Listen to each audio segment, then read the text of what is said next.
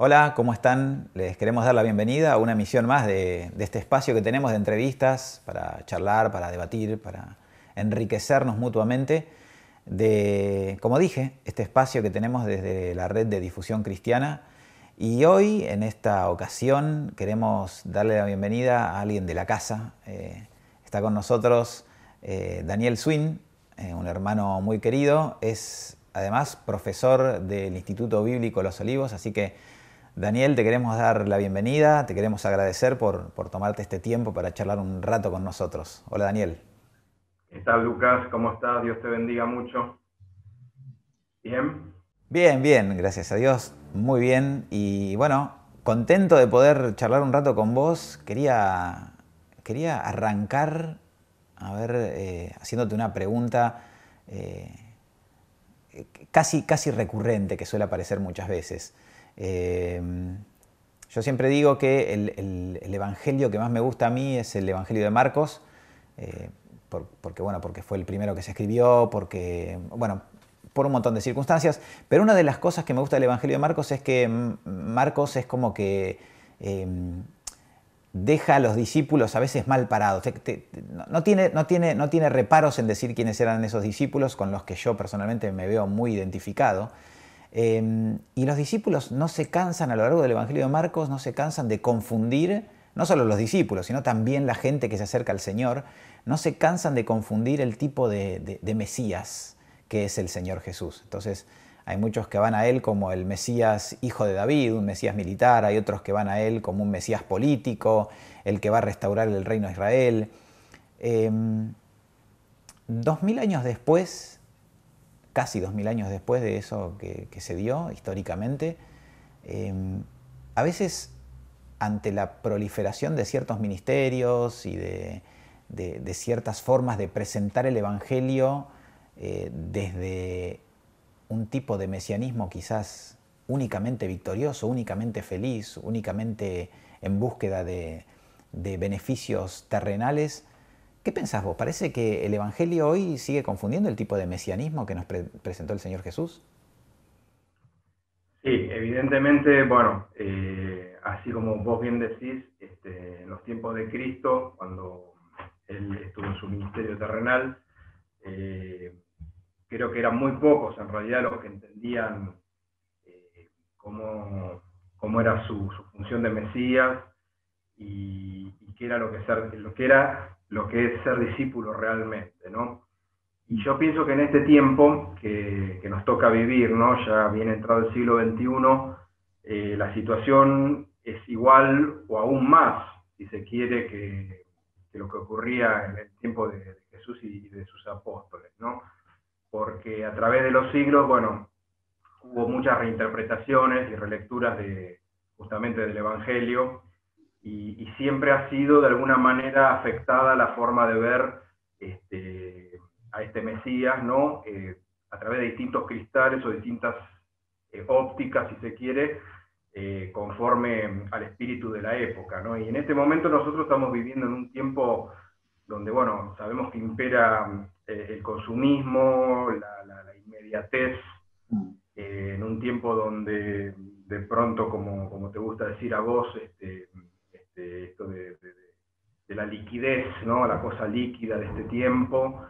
Y bueno, evidentemente todo eso genera hoy en día tanto una visión de este Mesías, de este Jesús, como también el discipulado cristiano de una manera bastante distorsionada en la mayoría de los casos. Entonces, no nos tenemos que sorprender de esto porque, bueno, ya en los mismos evangelios tenemos, digamos, antecedentes, como vos bien señalás.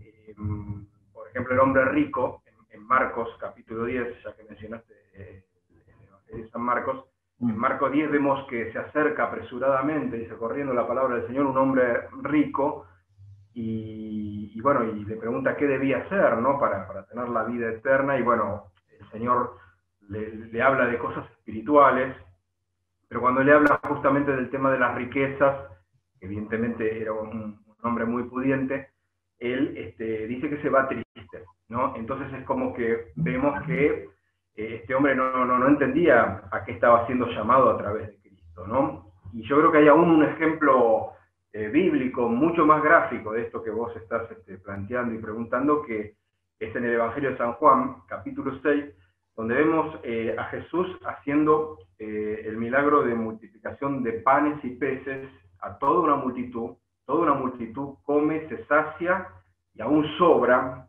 varias canastas.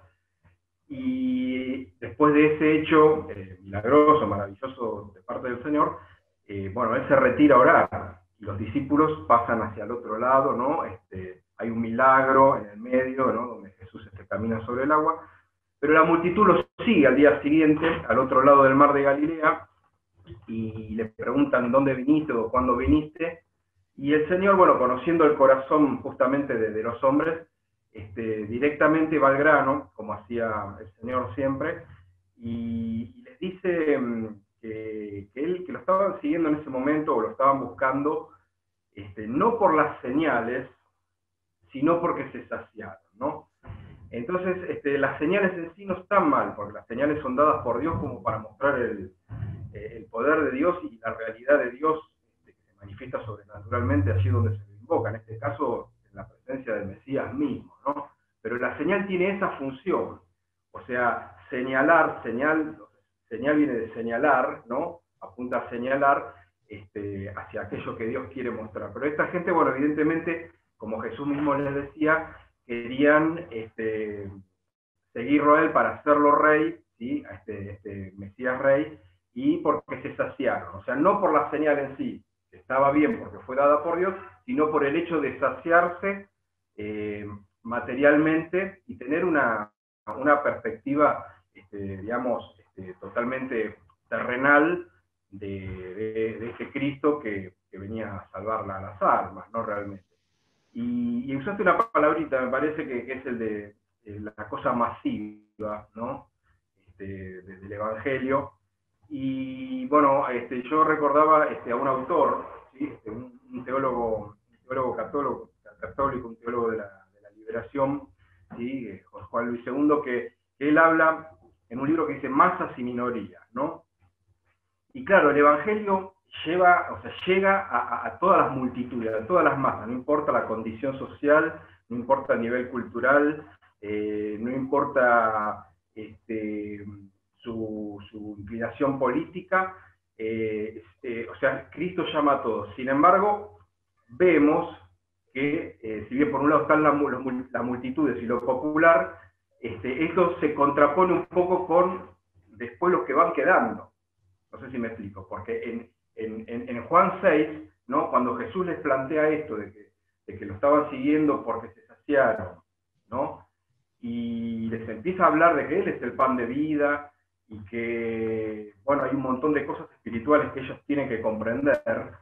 Muchos dicen que se volvieron atrás y que ya no lo seguían, ¿no?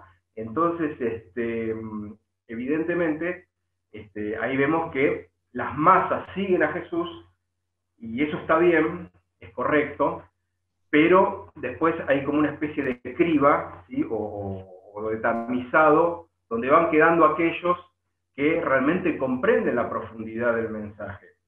Ahora me viene a la memoria la parábola de los terrenos, ¿no? Donde dice, bueno, de la semilla, entre pedregales, ¿no? Y todas las demás cosas. Entonces, bueno, tu pregunta un poco, sí, seguro. Hoy en día, gran parte de la cristiandad, y más específicamente de los evangélicos, bueno, tal vez no comprenden a cabalidad quién es el Mesías Cristo y cuál es nuestro rol como discípulos, ¿no? Coincido totalmente con él. Justamente el texto caballito de batalla de este movimiento, o en realidad de esta concepción del Evangelio, es pidan y se os dará, o todo lo que pidiereis al Padre en mi nombre os será hecho. Y digo, son textos muy convocantes, ¿no? Es decir, a cualquiera le dicen esto y yo lo sigo, digamos. Si me estás diciendo que todo lo que pida me lo vas a dar, yo te sigo. ¿Pensás que hay una contradicción acá porque está en la Biblia, digamos? ¿Cómo explicás este fenómeno? Claro, es interesante porque estos textos que vos citás, Lucas, ¿no? De, bueno, pidan y se los dará, ¿no? O todo lo que pidieran en mi nombre les será dado. Si nosotros vemos el contexto, ¿no? Por ejemplo, en Lucas 11 o en Juan 14, vemos que hay un contexto interesante, porque Jesús evidentemente dice esto, y Jesús no miente, por supuesto, y tenemos que entender que hay un contexto que tiene que ver con lo que vos estás preguntando, ¿no? Que el Señor, cuando dice, pidan y se les dará, poco antes les enseña el Padre Nuestro, ¿sí? Donde en una parte dice, hágase tu voluntad, ¿no? Y en el otro texto que vos citas, que todo lo que pidiéramos al Padre en su nombre será dado, es en Juan 14, dice que viene hablando del hecho de guardar los mandamientos, si somos verdaderamente sus discípulos, y habla mucho de la presencia del Espíritu Santo en la vida del cristiano, en la vida del creyente, ¿no? Entonces esto nos hace pensar un poco en el hecho de que nosotros vamos a recibir respuesta de Dios y el Señor va a responder a nuestras oraciones, pero tiene mucho que ver con el hecho de estar en un mismo sentir con Dios, o sea, estar en el mismo espíritu, en la misma frecuencia de Dios. ¿Por qué? Porque nosotros tenemos que pedir conforme a la voluntad de Dios, ¿no? Por eso hágase tu voluntad, ¿no? Y aún su voluntad muchas veces puede ser decirnos un no a una determinada petición o a un clamor o a un ruego que tengamos, y si nosotros realmente estamos queriendo hacer su voluntad, como dice el Padre Nuestro, y estamos realmente en el Espíritu del Señor, bueno, vamos a aceptar ese no de buena gana, entendiendo que son los santos propósitos de Dios, y que no es, digamos, nuestra voluntad, sino la de Él, ¿no? Entonces, el Señor escucha la oración, y el Señor realmente tiene poder para hacer grandes cosas. De hecho, en nuestra iglesia tenemos testimonios maravillosos, ¿no? De hermanos que han recibido grandes cosas de parte de Dios. Pero bueno, tenemos que entender justamente esto, ¿no? Que el Señor no hace los milagros, digamos, o las sanidades porque sí nomás, sino que hay propósitos mucho más elevados que generalmente escapan a nuestro entendimiento, ¿no? Como seres humanos, seguro. Entonces no hay una contradicción en absoluto. O sea, Dios tiene poder para hacerlo, Dios muchas veces obra, muchas otras no, como nosotros quisiéramos o pensamos que tendría que ser, pero no hay contradicción alguna, en absoluto, sino que la promesa está, pero siempre sujeto, ¿no? A, como dice el apóstol Pablo, cómo hemos de pedir como conviene, ¿no? Que es parte de nuestra madurez cristiana. Mirá qué interesante esto porque viene muy a colación y nos interpela muy de cerca ese famoso lema que tal vez tuvo que ver con el auge del movimiento pentecostal en la primera mitad del siglo XX, que rezaba Cristo salva y sana, que lo sentimos muy cercanos y que podemos suscribir a este lema, digamos. Pero a veces puede generar cierta, no sé si confusión o frustración, porque Cristo salva, no tengo dudas al respecto. Ahora sana, primero habría que preguntarse qué tipo de enfermedad es la que sana, o cuál es la principal enfermedad que sana el Señor. Pero como estos movimientos muchas veces en sus orígenes estuvieron muy vinculados a campañas de sanidad física o a liberación de enfermedades, a veces uno asocia esa sanidad al obrar, a una demostración de que Cristo realmente me sanó o me salvó. Y si no sucede, nos sentimos medio fuera. ¿Cristo salva y sana siempre? Porque a veces, y de hecho tenemos cercanos experiencias donde el Señor no sanó. ¿Y qué pasó ahí? ¿Fue malo Dios?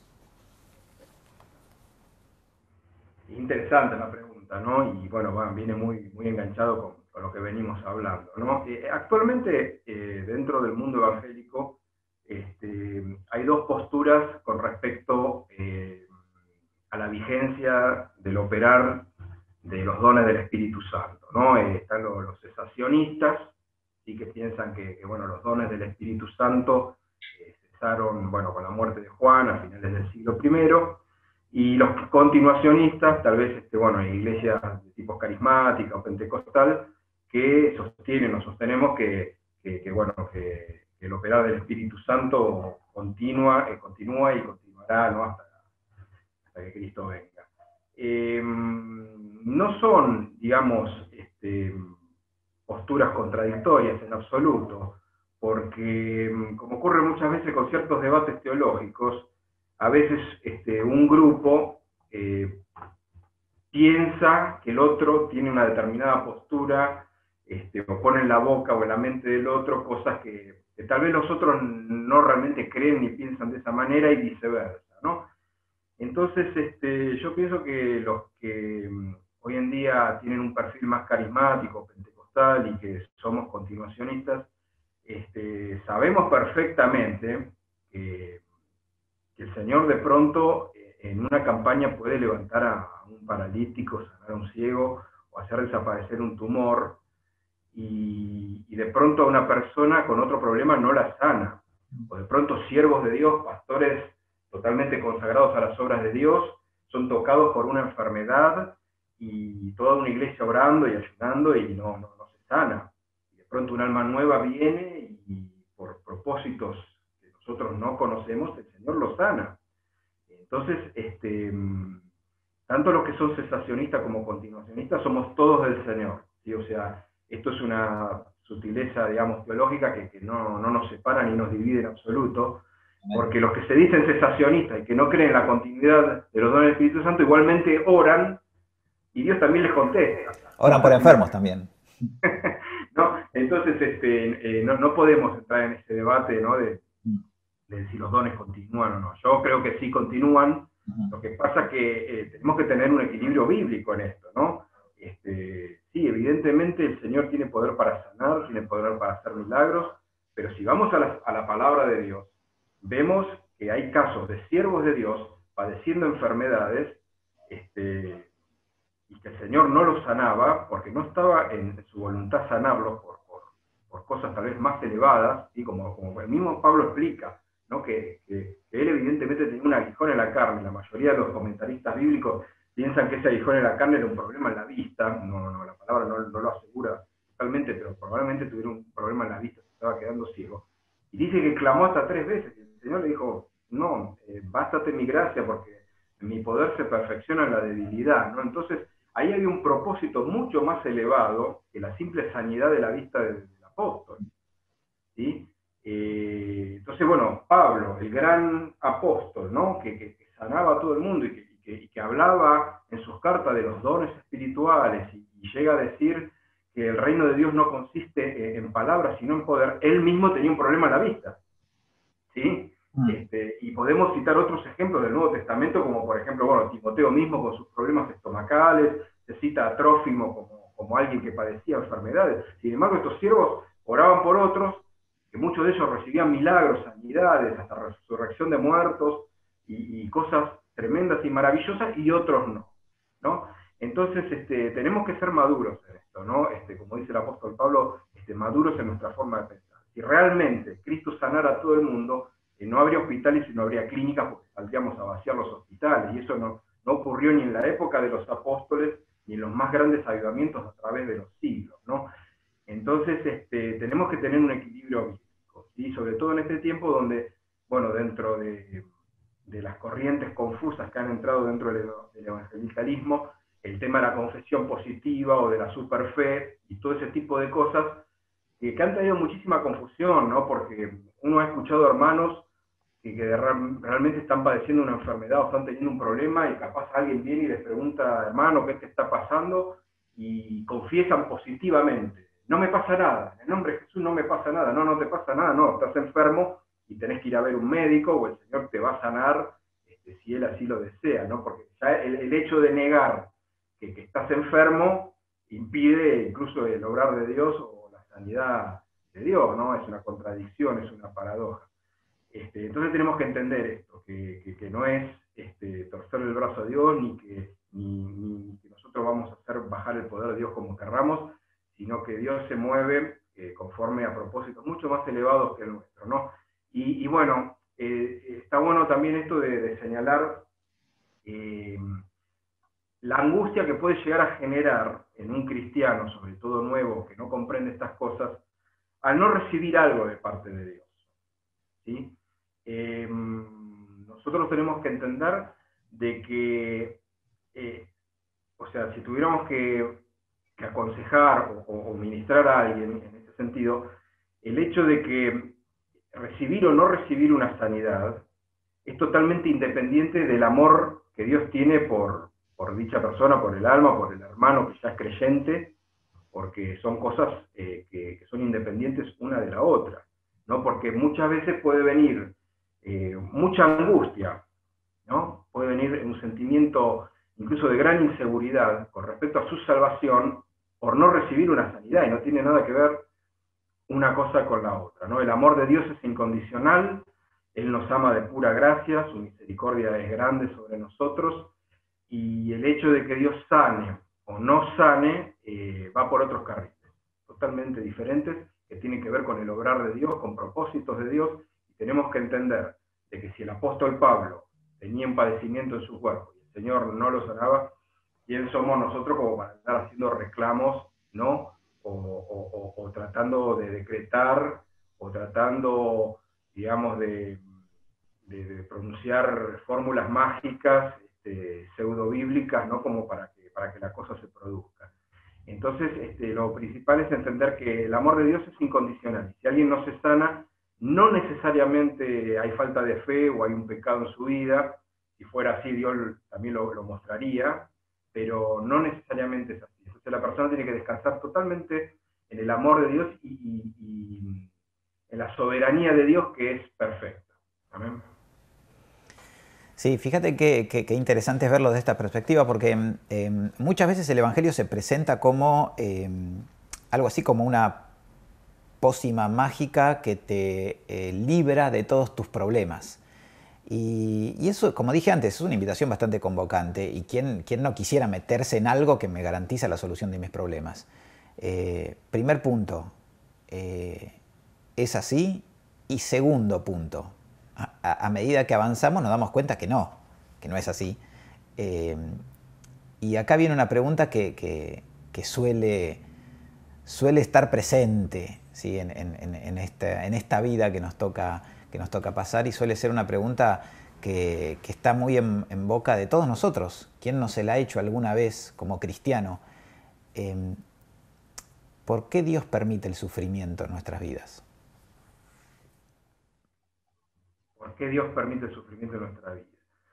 Y nosotros tenemos que entender de que, bueno, estamos en un mundo caído, ¿no? O sea, desde que entró el pecado en el mundo, dice la palabra del Señor, ¿no? En la carta a los Romanos, de que aún la naturaleza gime, ¿sí? Por la redención, porque, bueno, todo ha sido de alguna manera trastornado, trastocado, por causa del pecado, y bueno, estamos en un valle de lágrimas, ¿no? Hasta que el Señor no restaure todas las cosas.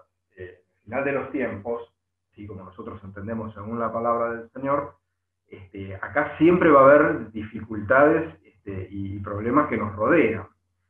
Y de hecho, la palabra del Señor no solamente nos habla de que estamos en un mundo caído que tiene que ser todo redimido, restaurado, la palabra del Señor también nos habla de la aflicción de los santos, ¿no?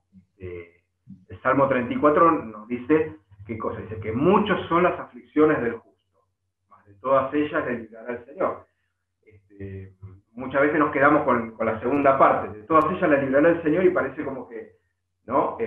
Nos olvidamos la primera parte de la frase o del versículo que dice que muchas son las aflicciones del justo y de los santos, ¿no? Entonces tenemos que entender esa realidad bíblica, porque la palabra de Dios nunca miente, y por eso es un poquito riesgoso, ¿no? Cuando se ha predicado un evangelio que lo soluciona todo y que todo va a ser algo mágicamente maravilloso. ¿Por qué? Porque de alguna manera no es del todo honesto, no es del todo ético vender ese mensaje para después abrir la caja de Pandora y que salgan un montón de cosas que no era como me dijeron al principio. Entonces, cuando nosotros vemos qué es la verdadera predicación del Evangelio, vemos que siempre es un mensaje de arrepentimiento del pecado para reconciliarse con Dios y empezar a tener una vida de comunión con Dios que evidentemente va a ser bendecida en distintas áreas. ¿Sí? Pero siempre el patrón, ¿no?, que ya vemos desde el Antiguo Testamento, por medio de los profetas, y bueno, después lo vemos en Juan el Bautista, lo vemos en Jesucristo y lo vemos en los apóstoles, que es un mensaje de arrepentimiento. ¿Arrepentimiento para qué? Para reconciliarse con Dios a través de la fe de la obra expiatoria de nuestro Señor Jesucristo en la cruz del Calvario, ¿no? Entonces, nunca vemos un evangelio de oferta, ni vemos un mensaje, digamos, de triunfalismo, sino que siempre el mensaje bíblico, no de evangelización, siempre empieza por el tema del arrepentimiento y del ponerse a cuenta con Dios, para de ahí en más, bueno, entender que la bendición de Dios va a venir sobre las vidas a partir de una verdadera reconciliación con el Señor, ¿no? Entonces, predicar, ¿no? No está mal decir que Cristo te sana, que Dios te bendice, te prospera, o sea, no se está mintiendo, pero tal vez presentado de esa manera no sea del todo como debiera ser, porque vemos que el modelo bíblico de evangelismo y de predicación no fue exactamente de esa manera, ¿no? Entonces, Dios puede solucionar todos tus problemas, el Señor te va a dar felicidad, te va a dar prosperidad, y en un sentido profundo podemos decir que sí, pero desde una perspectiva espiritual. ¿Por qué? Porque es según los criterios del Señor. A ver, algunos han llegado al extremo, a la exageración, de decir de que, bueno, que el Señor te quiere ver rico, te quiere ver millonario, te quiere ver súper exitoso según los criterios del mundo, y sin entender que, como dice la palabra, el mundo entero está bajo el maligno, ¿no? Y tiene valores y tiene conceptos que están totalmente alejados a lo que Dios quiere para nuestra vida y que nosotros debemos entender y querer para nosotros, ¿no? Entonces, a veces se presenta un evangelio realmente distorsionado, pretendiendo como que Dios va a ser un genio de la lámpara que va a solucionar todos los problemas. Sí, Dios va a solucionar todos los problemas, pero en un sentido distinto, ¿no? Porque cuando nosotros nos reconciliemos con Dios, y cuando nosotros estemos realmente en esa íntima comunión, en esa paz, en esa bendición espiritual, evidentemente sí, Dios primero que nos va a dar todas las cosas que nosotros necesitemos, no lo que nosotros consideramos que querramos caprichosamente, sino que, bueno, la palabra del Señor dice, buscad primeramente el reino de Dios y su justicia, y todas las demás cosas serán añadidas. ¿Qué cosas serán añadidas? Mercedes-Benz, digamos, tapados de piel carísimos, Rolex, no, sino lo que nosotros realmente necesitamos para nuestra vida. Y en algún punto también Dios nos va a dar, si necesitamos paciencia, nos va a dar paciencia, si necesitamos mansedumbre, nos va a dar mansedumbre. Y claro, el Señor nos va a dar incluso aún sabiduría para, digamos, para entender de que si nos está pasando algo, nos falta algo, porque Dios lo está permitiendo con propósitos mucho más elevados. Entonces, ¿cómo no ser feliz? ¿Cómo no estar gozosos? ¿Cómo no estar realmente bendecidos? Pero desde la perspectiva de Dios y desde una perspectiva realmente espiritual, como manda la palabra, ¿no? Sí, sí, justamente hiciste mención de esta palabra perspectiva, que creo que ahí está un poco la clave, y te voy a hacer las últimas dos preguntas porque se nos está acabando el tiempo. Tomando esto que dijiste de perspectiva, creo que ahí, digamos, está un poquito la clave de este conflicto. Muchas veces nosotros tenemos una idea de cómo debe ser el obrar de Dios, y muchas veces nuestras oraciones parecen un manual de instrucciones. Me acuerdo, o viene a mi memoria, Naamán, cuando va con la idea de qué es lo que tiene que hacer Eliseo, ¿no? y termina pasando otra cosa. Vuelvo a esto, las perspectivas. A veces nosotros armamos nuestros planes y esperamos que esos planes, inclusive dentro del ámbito cristiano, inclusive dentro de lo que es el camino del Señor, nos armamos nuestros propios planes de cómo pensamos que tiene que obrar el Señor.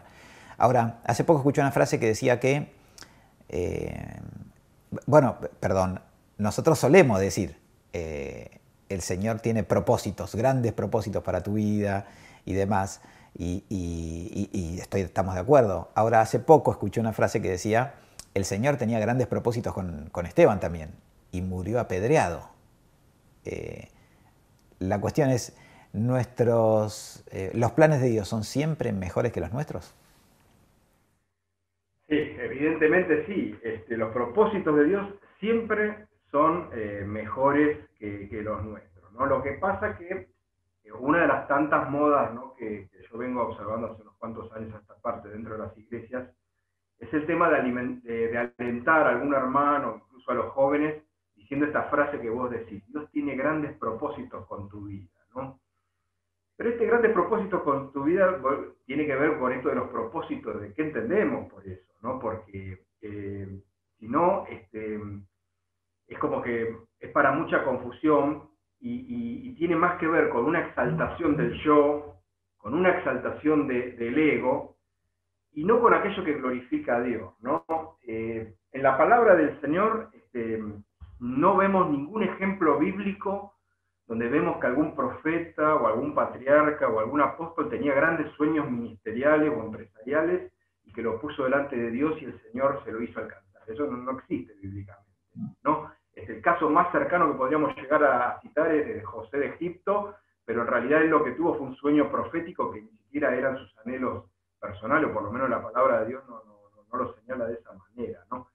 Entonces, ¿qué pasa? Muchas veces, bueno, la perspectiva del joven cristiano o no tan joven cristiano puede ser que, bueno, renuncié a los proyectos personales que yo tenía en el mundo y ahora quiero cosas grandes en Cristo, ¿no? Entonces, ahí estamos pensando en ser grandes héroes del Evangelio, ¿no? Ver estadios llenos, campañas multitudinarias, o ser cantantes famosos o cosas espectaculares, ¿no? Y bueno, eso tiene mucho que ver con todo este enfoque que hablábamos al principio, ¿no? Del consumismo y de la interpretación que se hace hoy en día de la vida y del sentido del ser humano.